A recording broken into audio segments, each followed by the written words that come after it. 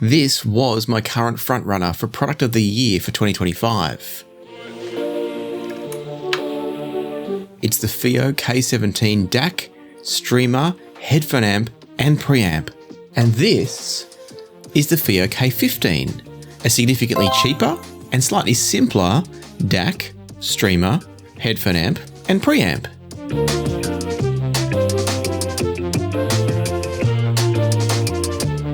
In other words, it's a cheaper and slightly simpler version of the exact same device.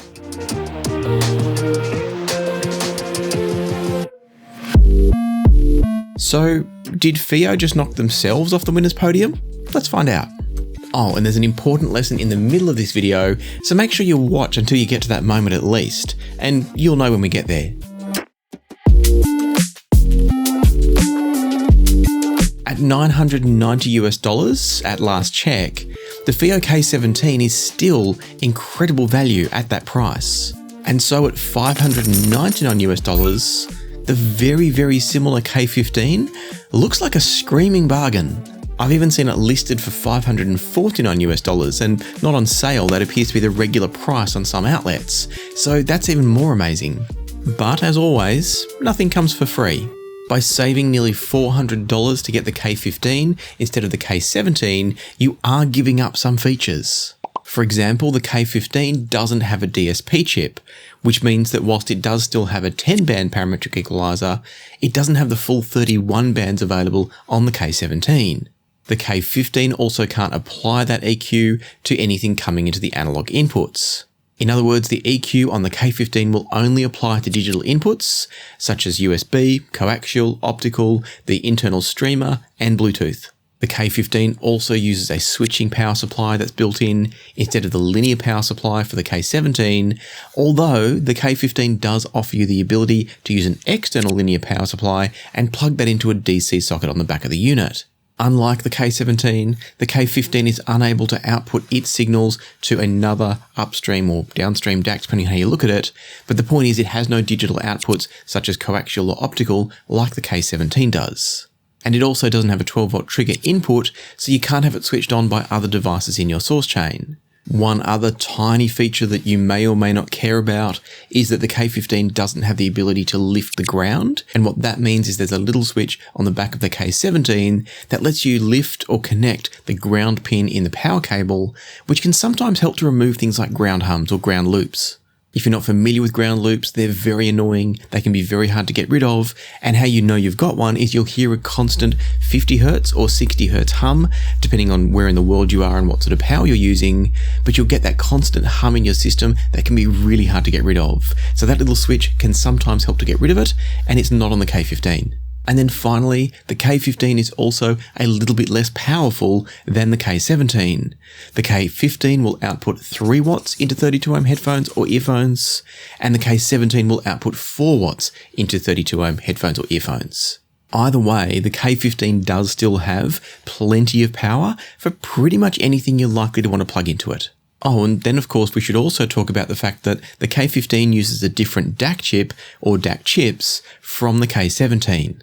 The K17 uses the brilliant AK4499 and AK4191 combination of DAC chips. The K15 uses a pair of AKM's second from the top DAC chips, the AK4497.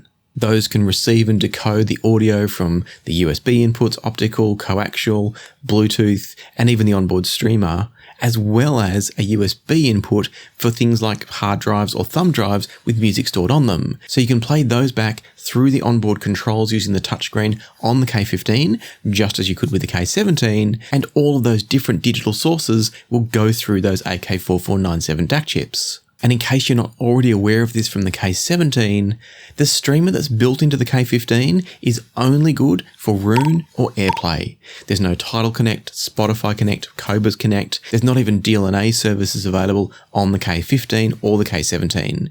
So if you're not into Roon or AirPlay, you can forget about the streamer. However, even without the streamer, the K15's selection of features, functions, and general power output and expected quality still make it fantastic value for money. And as evidence that the 3 watts of power available from the K15 is plenty, It sounded wonderful with the slightly difficult to drive Bandos Avija headphones.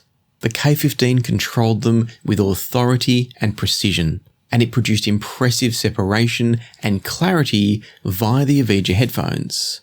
There was a slight metallic timbre in the treble that I didn't love, and that could be a sign of a slight lack of refinement, a slightly harsher or grainier overall sound quality in the upper registers from the K15, but it wasn't too bad, and we'll talk a bit more soon about what might have been the cause of that sound.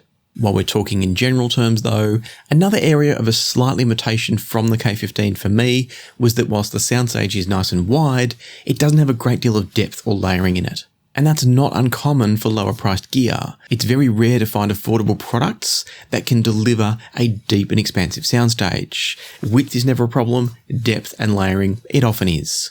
And so I was curious at this point, as I know many of you will be, to find out just how close or far the K15 is from the K17. And I should also tell you here that FiiO sent me the K15 for review, just as they did with the K17, and as you can probably already tell from some of the slightly less positive things I've already said about the K15, FiiO have no influence over this review. Comparing the K15 and the K17 showed a significant increase in the sense of refinement from the K17. There was more sense of space between the sounds, as well as a greater sense of depth in the overall soundstage from the more expensive K17. Buddy Guy's guitar solo in Too Damn Bad sounded almost like it was a live performance from the K17 with the Avijas. The K15 flattened that sound out into more of a reproduction of the sound, rather than that wonderfully lifelike and three-dimensional presentation that the K17 delivers that makes it sound like it's a live performance kind of in your head. On the other hand, as you would hope, the tonality from the K15 and the K17 is as good as identical. The differences here are about spatial accuracy, the separation of sounds, and the overall three-dimensionality of both individual sounds, but also the soundstage overall. And so for me, the K17 is clearly the better sounding device, as it should be with the premium you're paying to get it. And this doesn't mean the K15 is a bad device, but to really understand how good or maybe not so good it is, we need more context and more comparisons. And I started those comparisons with a little bit of an extreme. Some of you asked in the DX5 Mark II review that I did recently, some of you asked how it compared to the K15, and I couldn't answer that at the time, so I added it here so I can answer it now.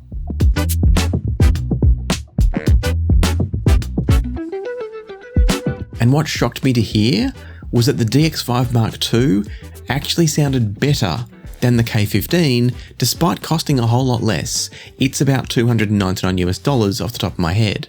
The DX5 Mark II presented a better sense of separation of sounds, and it also had the more refined overall sound too. In other words, all of the detail was there from the DX5 Mark II, but it was delivered with a greater sense of smoothness or ease. The DX5 Mark II was the one that sounded like the more mature and therefore more expensive device. The K15 pushed the mid-range forward, and particularly the upper mid-range forward a little bit, and it resulted in a sound that was just a little bit drier and perhaps a little bit grainier as a result.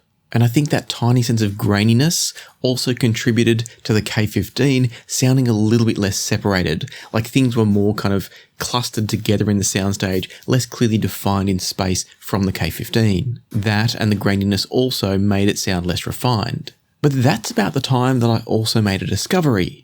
Often, using the internal streamers built into devices like the K15, K17, and the Gustard R26, X30, and R30 provide the best possible sound quality. And for that reason, I was testing the K15 using its internal streaming stage up against the Topping DX5 Mark II connected via USB. And when I happened to swap the K15 from its streaming stage to its USB input, that's when the landscape changed. And there are a few quick lessons here before we return to the DX5 Mark II comparison. Firstly, it's worth noting that the streaming stages on the K15, and possibly to a lesser degree the K17, are not the best source for sound with those. They're great for convenience, and they don't sound bad, but especially on the K15, they're not giving you the best possible sound quality. And And that leads us to the second takeaway here, which is that it seems that the linear power supply in the K17 is doing a much better job than the switch mode power supply in the K15. And I say that because the streaming stage in the K17 sounds better than the streaming stage in the K15. My hunch, and it is just that, it's a hunch, is that the streaming stage in the K15 is having its quality reduced by noise being created by that switch mode power supply. Whereas it seems that the K17 streaming stage has been kept cleaner by their use of a good linear supply. Now, none of that is to say that linear supplies are always better than switch mode power supplies. There's actually a place for both, but that's a whole different video.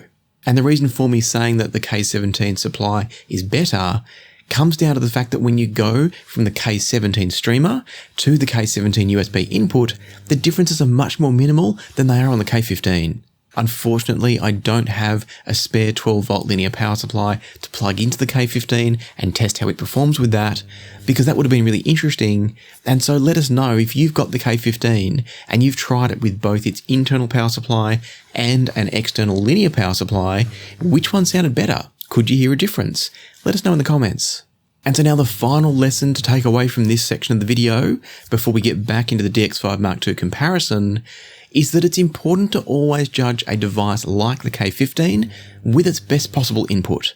And that's true really for any product. Whether we're talking digital inputs or analog inputs, it's always important to judge a device with its optimal version of input. This is something that I do for every review, but I don't necessarily discuss it in every review because it's going to overcomplicate things. The times that I will discuss it is when something like this really stands out. And so rest assured that in this review and any of my other reviews, I'm always focused on finding the best possible setup for that device to perform at its best, and I'll share any of the wrinkles along the way if I find them. And so now getting back to the Topping DX5 Mark II comparison, with both devices now being fed by USB, the tables had turned on the DX5 Mark II. It was definitely not a walkover, but the K15 was now the clearly better sounding device. Removing that sense of haze or graininess that was coming from the streaming stage in the K15 really opened up the sound of the K15. Now it was the K15 that had the edge in refinement, separation of sounds, and overall sound quality. The K15 probably didn't justify its price if we're talking sound quality alone, but if you then factor in the versatility of the K15, all of its extra features and functions, as well as its better sound quality, that's where the K15 I think does justify its price over and above the DX5 Mark II. And so in other words, if sound quality and budget are your priorities, the DX5 Mark II is still a fantastic choice. But the K15 does do more, and it does sound a little bit better if you've got the extra cash. And so now, let's compare apples to apples, sort of. If you're about to drop $500 US on a DAC, headphone amp and preamp, you might also want to consider the FangSound Silenos? I think it's Silenos. You might not have heard of this yet, but you definitely will.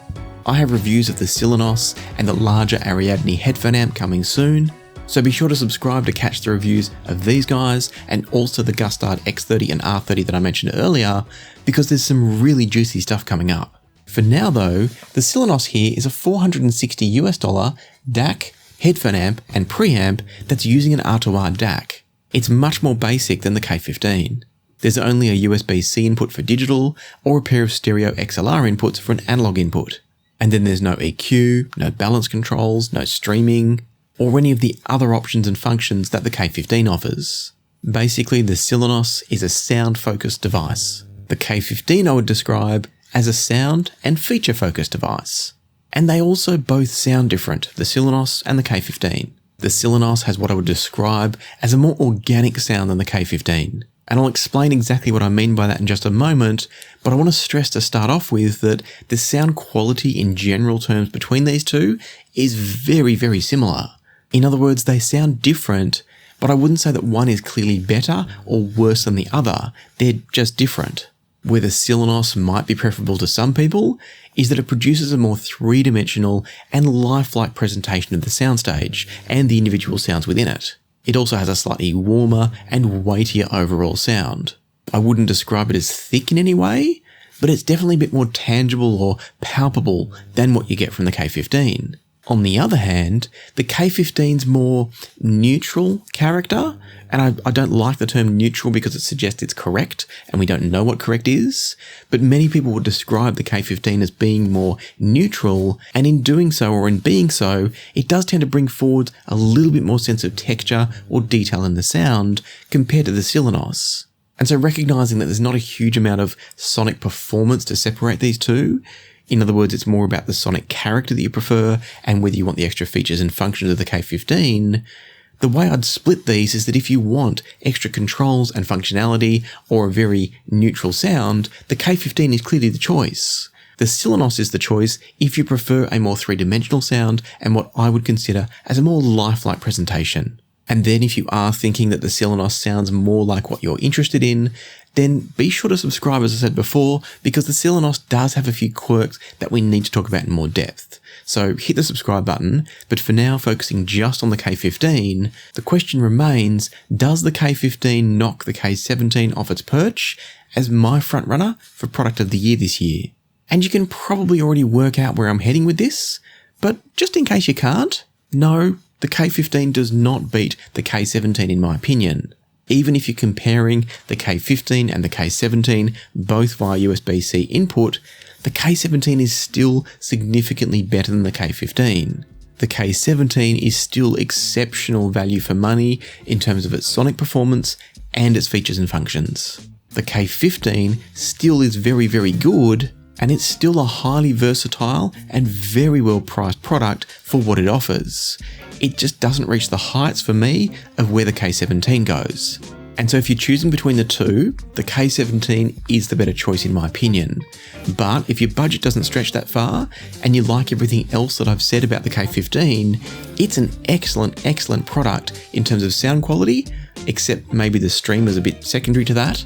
But otherwise the sound quality is excellent, the features and functions are fantastic, and then the fact that it can be just a DAC, or a DAC and headphone amp, or just a headphone amp, and or a preamp, makes it incredibly versatile and excellent value. And so I'll put some links in the description down below if the K15 sounds like the perfect balance of value for money and performance for you. I'll also pin here at the end my review of the K17 so you can see or refresh your memory if you've seen it before why I think it is the best product on the market in terms of absolute value for money sonic performance and versatility. So watch that one next, and until next time, peace, love and music, and I'll see you soon.